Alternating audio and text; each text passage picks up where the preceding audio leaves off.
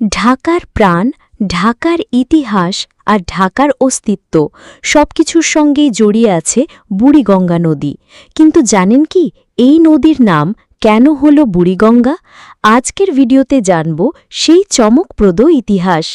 বুড়িগঙ্গা নদীর ইতিহাস খুঁজতে গেলে আমাদের যেতে হয় কয়েকশো বছর পেছনে। ইতিহাসবিদদের মতে প্রাচীনকালে বুড়িগঙ্গা ছিল আসলে ধলেশ্বরী নদীর একটি শাখা।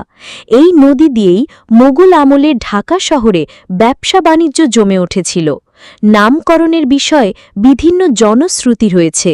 একটি মত হল নদীর পানির প্রবাহ ধীর হয়ে গেলে স্থানীয় লোকজন একে বুড়ি বা বৃদ্ধা নদী বলতে শুরু করে। আর যেহেতু এটি গঙ্গারই একটি শাখা নদী, তাই এর নাম রাখা হয় বুড়িগঙ্গা।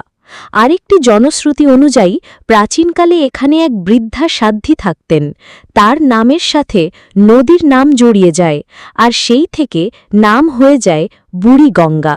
তবে সবচেয়ে গ্রহণযোগ্য মত হল নদীর পানির প্রবাহ দুর্বল ও ধীর হয়ে যাওয়ায় স্থানীয়রা একে বুড়ি অর্থাৎ বৃদ্ধা হিসাবে আখ্যায়িত করেছিল।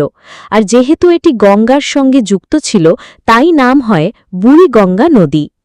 আজকের দিনে দাঁড়িয়ে বুড়িগঙ্গা নদী শুধু ইতিহাসের সাক্ষীই নয়, বরং ঢাকার অর্থনীতি ও সংস্কৃতির সঙ্গে ওতপ্রোতভাবে জড়িয়ে আছে। একসময় যেখানে এই নদী দিয়ে নৌবাণিজ্য হতো, এখন সেটি দূষণ আর দখলের কারণে বিপন্ন হয়ে পড়েছে।